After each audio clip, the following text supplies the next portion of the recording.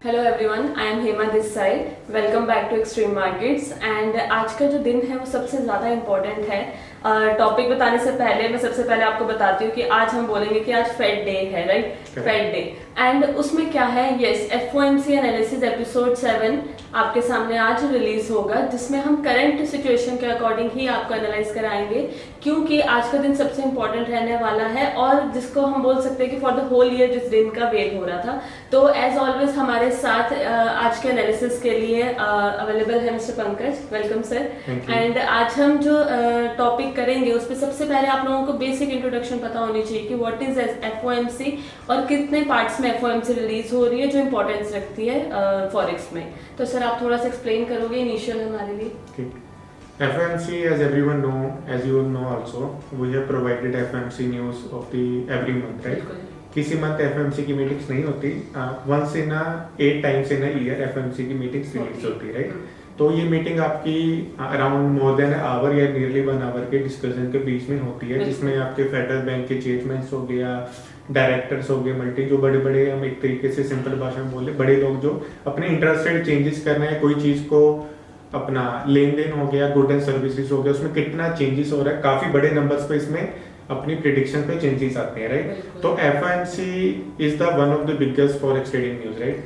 किसी दिन आपने नोट किया होगा FOMC पर मार्केट में मूवमेंट बहुत ज्यादा होती है, राइट? इसी चीज का इफेक्ट मोर ओवर जब 1 आवर तक मीटिंग चलती है, ऑब्वियसली 1 आवर तक आपकी मार्केट काफी वोलेटाइल रहती है, तो काफी रिस्की होता है ट्रेडिंग करने का, राइट? इसका इफेक्ट न्यूज रिलीज होने के बाद 1 दिन 2 दिन या फॉर अपकमिंग वीक तक इसका रहता है। तो FOMC पे ये प्रिडिक्शन बड़ी अच्छी रहती है, अगर आप न्यूज टाइम पे ट्रेड नहीं करेंगे, न्यूज के इफेक्ट खत्म होने के बाद आपको मार्केट का डायरेक्शन पता लग जाता है। तो आज की वीडियो में हम 3-4 पॉइंट कुछ ऐसे डिस्कस करेंगे। आई थिंक ज्यादातर लोगों को वो चीजें नहीं पता होगा जो हमने स्टडी करके बताई, तो वो चीजें आपको काफी हेल्प आउट करेगी आज की वीडियो में। बिल्कुल।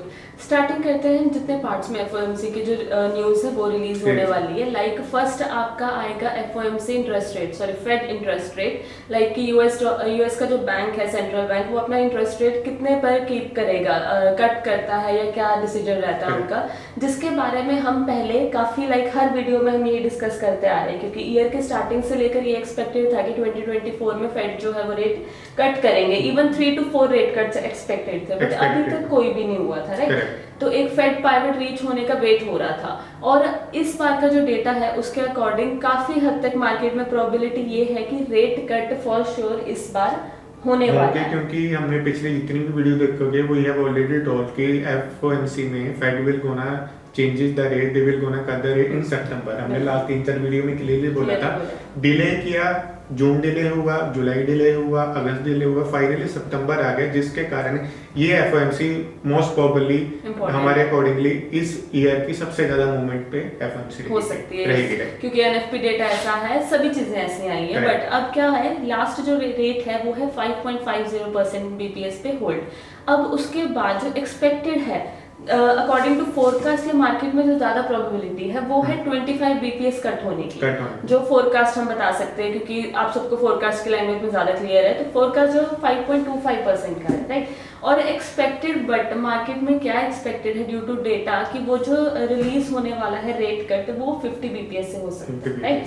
50 BPS से हो सकता है। बट अगेन कुछ डेटा ऐसे आए हैं बीच में जो पॉजिटिव भी आए हैं डॉलर के लिए। पिछले कुछ दिनों में डॉलर ने पॉजिटिव मूवमेंट करी है, जिसकी वजह से गोल्ड या कोई भी पेयर हम देखते हैं वो डाउनवर्ड आया है, राइट?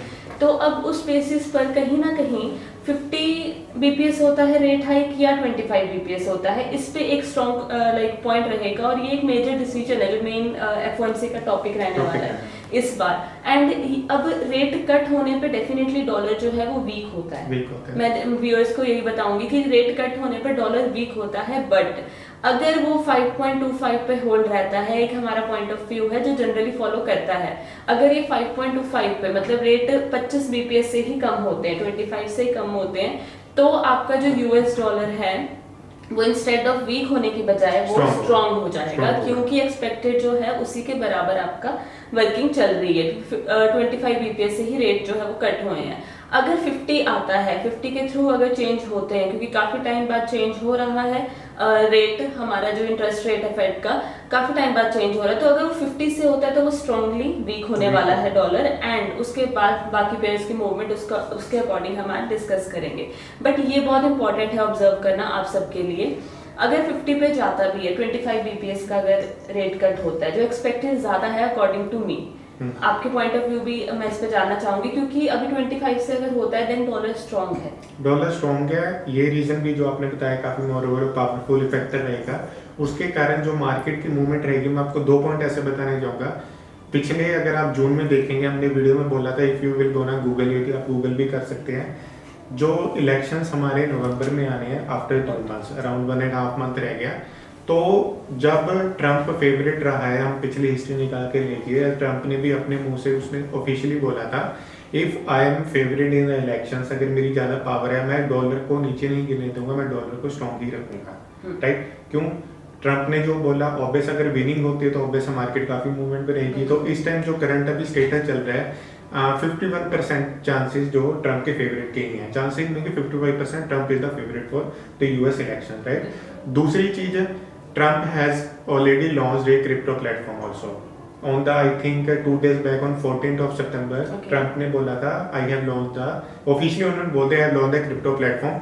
Crypto platform launch होने के कारण inflation काफी ज़्यादा मूवमेंट में रहती है, स्टॉक मार्केट जो आपकी कोलैप्स हुई थी उसके कारण मूवमेंट पे रहेगी। और तीसरा पॉइंट, ट्रंप के विनिंग ज़्यादा चांसेस होने के, फेवरेट होने के चांसेस किसी फंडामेंटल में न जाकर अगर मैं इसी फैक्टर लेके चलता हूँ तो डॉलर आपका ये एफओएमसी पर काफी ज्यादा पॉइंट्स में स्ट्रांग होने के चांसेस आ सकते हैं। एग्जैक्टली क्योंकि अगर यही चीज फॉलो करता है तो ऑब्वियसली आप लोगों को दोनों तरफ का देखना है, बट यस अगर ये चीज फॉलो करता है, सेकंड क्या है, काफी टाइम बाद रेट कट होगा तो फेड एकदम से 50 बीपीएस पे जाए या ना जाए, ये एक डिस्कशन वाली चीज होगी यहाँ पर, और थोड़ा सा लेस एक्सपेक्टेड चीज हो जाएगी अगर हम डेटा एनालाइज करते हैं कि क्या आ सकता है आगे, राइट। तो एक्सपेक्टेड के अकॉर्डिंग ये है, but yes dollar weak rate cut की वजह से एक फैक्टर अब हमेशा है अभी जो करंट सिचुएशन चल रही है, बिकॉज ये था interest rate, FOMC interest rate के बाद इस न्यूज के 3-4 पार्ट्स और भी हैं जिसमें हम इकोनॉमिक प्रोजेक्शन की बात करेंगे। इंटरेस्ट रेट का डेटा को डोमिनेट कर सकता है इकोनॉमिक प्रोजेक्शन, जो कुछ मीटिंग्स में रिलीज होता है, कुछ में नहीं रिलीज होता है, जिसमें आपको डॉट प्लॉट ऑफ फेड जिसको बोलते हैं कि वो आगे क्या करने वाले हैं फर्दर 2-3 मंथ्स में और फर्दर 1 ईयर में, वो रेट को किस तरीके से लेकर चलने वाले हैं अकॉर्डिंग टू डेटा, क्या उनकी मॉनेटरी पॉलिसी रहेगी, ये सब एक डिटेल्स रिलीज होती हैं। तो समटाइम्स इंटरेस्ट रेट डिसीजन जो भी आता है, बट ये जो फ्यूचर एक्सपेक्टेशन होती है ये मार्केट को बहुत वॉलेटाइल कर देती है किसी भी डायरेक्शन में, राइट। सो ये बहुत ज्यादा इंपॉर्टेंट यहाँ पे रहने वाला है। तो वन साइड मूवमेंट डेफिनेटली हम डायरेक्टली नहीं बोल सकते हैं कि सिंगल मूवमेंट होगी, ये डबल मूवमेंट रह सकती है, जैसे न्यूज का फैक्टर चलेगा, न्यूज आने के बाद आपकी मार्केट सेम वही डायरेक्शन में मूवमेंट दे सके जो नॉर्मली एफएमसी पर होती होता है। बिल्कुल, ये होगा FOMC economic projection. Next after like half an hour बाद उनकी होती है प्रेस कॉन्फ्रेंस, वो भी एक ट्रिकी है, बहुत ट्रिकी है वहाँ पे भी, क्योंकि ये न्यूज चलती बहुत 2-3 घंटे है, पूरा इफेक्ट बहुत बहुत वॉलेटाइल रहती है मार्केट। तो एफओएमसी की जो प्रेस कॉन्फ्रेंस है उसमें जो चेयरमैन है जेरोम पावेल, उनसे क्वेश्चनिंग होगी कॉन्फ्रेंस में कि क्या रेट है, कैसे, ये किसी के भी कोई क्वेश्चंस होते हैं वो क्वेश्चनिंग होगी और उनके आंसर्स पे डिपेंड करता है मार्केट की वॉलेटिलिटी। तो किसी भी तरफ की डायरेक्शन होती है, अगेन जैसे मैं बोल रही हूँ कि दोनों तरफ वॉलेटाइल रहेगी मार्केट, ये देखना होगा। हाँ, अगर तीनों चीजों में एक ही डायरेक्शन मूवमेंट होती है तो आई थिंक ये इफेक्ट 2 या 3 दिन कहीं नहीं जाएगा। This week Wednesday, Thursday, Friday market movement काफी उसी डायरेक्शन में रह सकती है जो एफओएमसी पर होगी। बिल्कुल। तो उसी बेसिस पे सर आपको क्या लगता है कि गोल्ड की क्या मूवमेंट है? गोल्ड के मैं काफी इस टाइम अगर हम बात करें more in the first time of the history gold has been in the bullish trend. बिल्कुल 24, 25, 26, 27 तक आपका गोल्ड बाय जा सकता है। जैसे हम हमेशा बोलते हैं गोल्ड को आप शॉर्ट टर्म में सेल ले सकते हो, पर more of the chances in the long term gold will go ना इन द बाय डायरेक्शन। एक बाय साइकिल में चल रहा है एक्चुअली गोल्ड ना, काफी फाइनेंशियल लोगों ने कमेंट किया था एक बाय साइकिल में। कैसे? पहले ये टाइम आया था जब 1971 और 2000 का पॉइंट क्रॉस करना था गोल्ड ने, राइट, प्राइस के मामले में, जो पॉइंट अब आ रहा है 25 और 2600 का। तो ओवरऑल एक बुलिश साइकिल में है गोल्ड, बट जैसे हम एफओएमसी में चांसेस हमें लग रहे हैं कि डॉलर स्ट्रांग हो सकता है, देन ये थोड़ा सा अपना डाउन आएगा। पर एफओएमसी पर कई बार ऐसा भी होता है आपका डॉलर भी स्ट्रांग होता है, गोल्ड भी आपका स्ट्रांग हो जाता है। तो उसके अकॉर्डिंग अगर सपोर्ट रेजिस्टेंस की बात करूं, इफ गोल्ड हैज क्रॉस 2600 है तो मोर ऑफ द 2620 हाईएस्ट तक गोल्ड आपका रह सकता है, उससे दोबारा आपके डायरेक्शन इस साइड में पकड़ेगा।